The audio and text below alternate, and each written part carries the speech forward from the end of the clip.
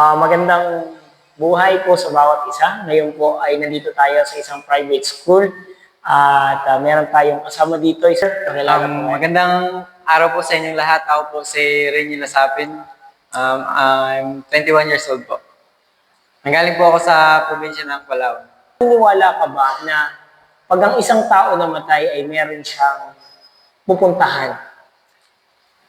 Sa aking pananampalataya po, 100% na naniniwala po ako na after death, meron tayong pupuntahan. Na kung sakaling dumating sa iyo yung tinatawag na kamatayan, tiyak mo na ba na sa langit ka pupunta? Sa tanong po na yan, sir, masasagot ko po na sa langit po ako mapupunta. Hindi ko yung sinasabi na malinis po ako, na wala po akong kasalanan, pero sapagkat naniniwala ako na may Diyos, na alam ko, lahat ng kasalanan ko is mapapatawad niya po. Ilang percent kaya? 100% sir, siyempre. Mo ba, masasabi mo ba ang iyong sarili na isa kang mabuting tao? At bakit? Sa 20 years ko na namumuhay dito sa mundo, may mga chance pa rin po na hindi ako naging mabuti sa kapwa ko. Pero sinusubukan ko sa araw-araw na bumawi sa kanila, na magpakabuti at maging mabuting huwaran po sa iba. Yun po, sir. Ginawa ko naman to, gumawa ko ng mabuti. Sa tingin ko naman, sa langit talaga ako pupunta. So, naranasan mo na bang magsinungaling? Naranasan ko na po magsinungaling maraming beses. Naranasan mo na bang kumuha ng bagay na hindi sa'yo? Kahit nung dati pa. Opo, naranasan ko na rin po yan. Alam mo ba yung tawag sa isang taong kumukuha ng bagay na hindi sa kanya? Magnanakaw po. Sabi dito, huwag kang titingin sa babae na may pagnanasa. Aray Ano po? ko, Ano no? po, eh? Medyo, ano yan? At pero, sabi ni Jesus Christ din, kasi pag sinabing pangangalo niya sa Biblia, no, para sa mga nanonood sa atin na hindi alam, ay ang pangangalo niya po, ito po ay pagsiping ng dalawang magkaibang magkaibang kasal, isang lalaki at babae, nang hindi sila kasal. Opo. No? Pero, sabi ni Jesus Christ, pag tumingin ka lang sa babae nang may pagnanasa, nangangalunya ka na sa puso. Naranasan mo na ba yun? Aaminin ko sa inyo, sir, na naranasan ko na po talaga yan. 100% naranasan ko po talaga na tumingin sa iba, tapos yung iba yung iisipin mo. Opo. Kung halimbawa dumating si Jesus ngayon, dumating ang ating Panginoon ngayon, at tinuusgahan tayo, base dun sa 5 pa lang dun sa 10 utos, sa tingin mo, langit o impyerno? Impyerno tayo for sure, sir. Inuna ko lang yung bad news para ma-appreciate natin gaano kaganda yung pagpasok ng good news. Tama, Kumbaga, hindi tayo pupunta sa isang doktor, first thing first, na ma-realize natin na meron tayong sakit at karamdaman. Doon lang natin ma-appreciate yung doktor, yung gamot, yung hospital. Pero ito dito masasabi natin kasi na medyo, malusog tayo physical, pero meron tayong sakit spiritual. Ano yun? Kasalanan. Ikalawang kamatayan. Kasi sabi dito sa Revelation 20, but the fearful and unbelieving, the abominable, and murderers, and warmongers, and sorcerers, and idolaters, and all liars. Sino ba namang hindi nakapagsinungaling? Shall have their part in the lake which burneth with fire and brimstone, which is the second death. Kasi gusto mo natin pumunta sa langit, pero dahil sa ating kasalanan, tayo mapupunta sa impyerno.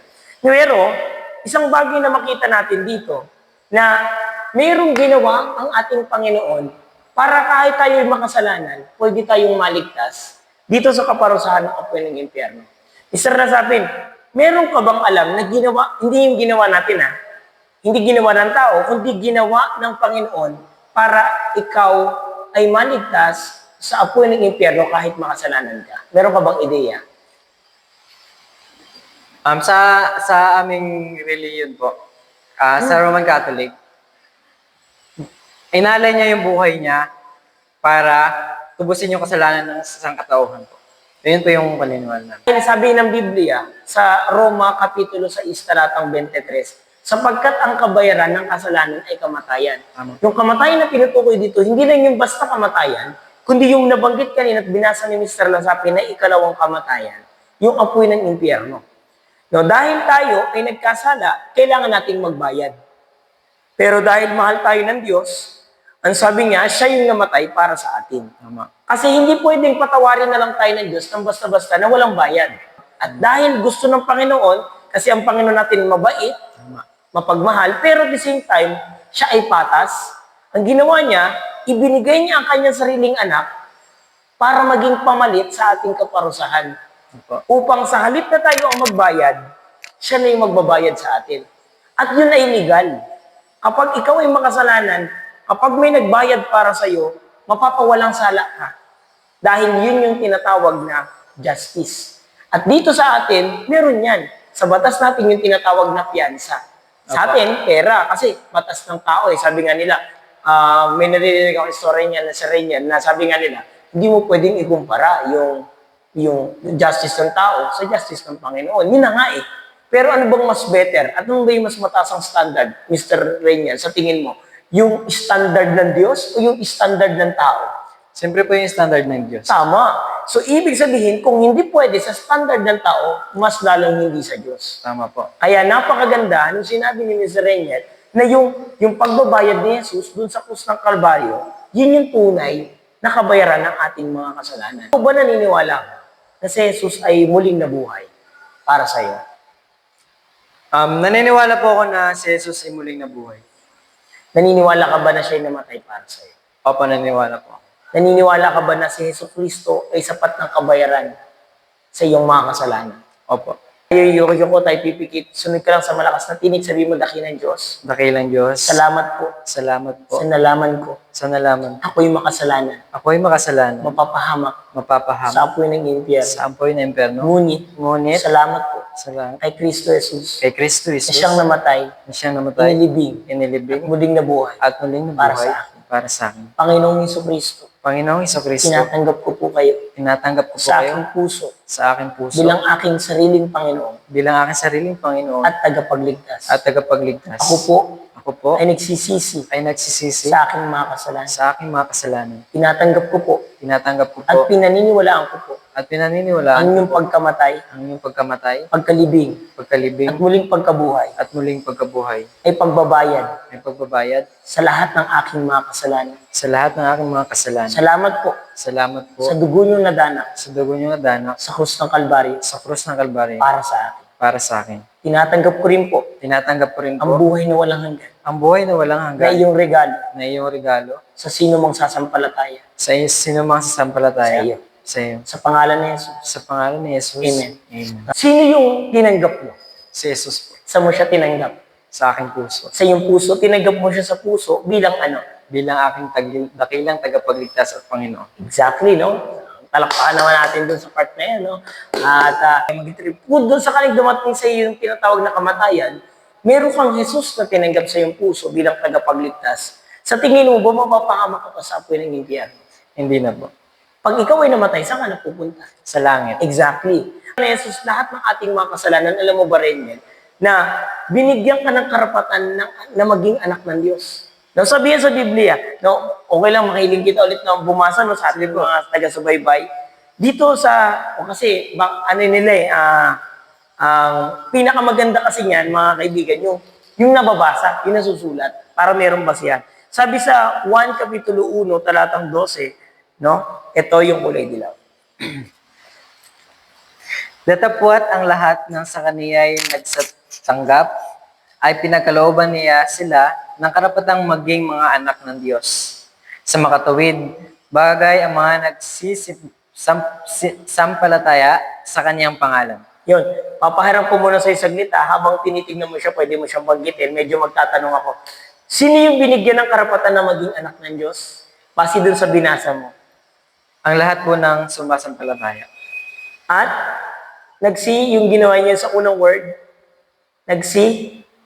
Nagsisampalataya. ang sino mang sa kanya'y, Nagsitanggap. yun, exactly, yung nagsitanggap. At yung nagsisampalataya, anong tinanggap? Anong klase yun? Binanggit naman din yun sa pangalawang sinagot mo na yung ibig sabihin ng pagtanggap is pagsampalataya. Ano yung sasampalatayanan? Yung pagkamatay, pagkalibing at muling pagkabuhay ng Panginoon, yung kanyang sakripisyo dun sa krus. Nung kapag sinampalatayanan mo yun, ang sabi ng Biblia, tinanggap mo yun. Which is yung ginawa mo kanina. Opo. Okay. So, tinanggap mo ang Panginoon. Ang sabi ng Biblia, dun sa pinakadulo, lahat ng nagsitanggap, sa makatuwid yung nagsisampalataya, ay naging Anak ng Diyos. Sa makatuwid bagay, ano? Kinlaro pa kung ano yung specific na ginawa. Yung pinakadulo, yung sumampalataya. Sa kaniyang pangalan. Exactly. No, salamat sa experience sa pagbasa. At yun po yung binabanggit natin dito na once na tinanggap mo ang Panginoon sa iyong puso bilang tagapagligtas, ikaw ay naging anak na ng Diyos. No? At ito po, no, yung isang patungay at pinaka-comfort ng salita ng Diyos na kapag ikaw ay nasa Panginoon na, sabi ng Bible, wala ka na rin husga. Hindi ka nanguhusgahan ng Panginoon sa iyong mga kasalanan dahil binayaran na ni Jesus. Nasusulat mo yun sa Roma 8:1. No, iilingin natin, magaling magbasa ang ating kasama ngayon at makuha natin yung essence ng ating pinag-uusapan, no, sa patibay na pagpapawalan ng Panginoon sa sinumang nanampalataya sa Kanya. Roma 8:1, ang sabi po ay ito. Ngayon ngay wala nang anumang hatol sa mga na kay Kristo Jesus. Tama. So, yun po yung sinabi, wala nang hatol. Wala na, ibig sabihin, binayaran na kasi lahat ni Jesus. Tama po. Rainiel, sabi ng Bible lahat. Sa mathematics, no? Pag sinabing lahat, pag nilagyan ng percent yan, ilang percent yan? 100%. Exactly. Ang binayaran na kasalanan ni Jesus sa ating mga kasalanan daw is 100%. Kung lahat ng 100% ng kasalanan mo yung binayaran ni Jesus, ilang percent ng kasalanan yung natira sa'yo? 0%. Exactly. So kapag namatay ka, saan ka pupunta? Sa langit. Exactly. Yun yung pinaka-essence na ginawa ng Panginoon. So, ibig sabihin, meron ka na ngayong garantiya, meron ka na ngayong pinaka-pangahawakan na ikaw ay tiyak mo na nasa langit ka pa tutungo kahit buhay ka pa. Kasi rin yan, no? Merong mga tao kasi nagsasabi na parang hindi malabong matiyak yan kasi matitiyak ko lang yan kapag nandun ka na sa langit, pagpatay ka na. Pero sa buhay na ito, hindi mo matitiyak yan habang buhay ka pa. Pero maliwanag sa Biblia na binanggit na ng Biblia, pwede mong matiyak, pwede mo nga daw malaman eh. No? At papabawasan ko ulit ng pasensya na, pero maganda talaga yung nababasa natin sa Roma, Kapitulo 1, unang 1, Kapitulo 5, talatang 13. Ang sabi ng Bible, ang mga bagay na ito ay isinulat ko sa inyo upang inyong malaman na kayo'y mayroong buhay na walang hanggan. Sa makatuwid ay isa sa inyong nananampalataya sa pangalan ng anak ng Diyos. yun, ang liwanag ng sinabi ng Biblia, no? Sabi dito, these things have I written unto you that ye believe on the name of the Son of God, then yung kasunod, that ye may know, upang malaman nyo. So, ibig sabihin, pwedeng malaman. Kasi sinusulat ni Apostol Juan dito, ay mga taong buhay. Yung mga nagbabasa, di ba? Hindi man nakakabasa yung patay. So, ibig sabihin, dito natiyak natin, ngayon pa lang, at katulad ng exact ng ginawa ni Sir Reniel Lasapi, na yung pagtanggap sa Panginoon, yung pinakamahalaga. So, may tanong lang ako, ito yung pinaka-last part na tanong natin, ay, tinanggap mo ng Panginoon sa iyong puso. Opo. Ilang kasalanan yung binayaran niya ulit? 100%. 100%. May natira pa ba sa'yo? Wala na po. So, pag namatay, saan pupunta? Sa langit po. Exactly. Salamat sa Panginoon. Papuri sa Diyos. At paano kung ganito? Tinanggap mo ang Panginoon ngayon, pero nagkasala ka bukas. Sa langit ka pa rin kaya pupunta. Opo. Bakit? Gaya po na sinabi ko sa inyo, ang Panginoon ay mapagpatawad. At kapag ang isang taong makasalanan ay taos sa puso na siyang nagpatawad, ang Panginoon ay paulit-ulit na magpatawad. Sinabi nga po ng Panginoon na hindi ka lang 7 beses na magpatawad sa kapwa mo. Tama. Kundi 77 beses. And 7,777. Tama yun, napakaganda ng sinabi ni Sir Reniel, no? Tunay nga yun. Ako'y sumasangayon din, ganun din ang aming stand. Naniniwala kami sa tinatawag na once saved, always saved.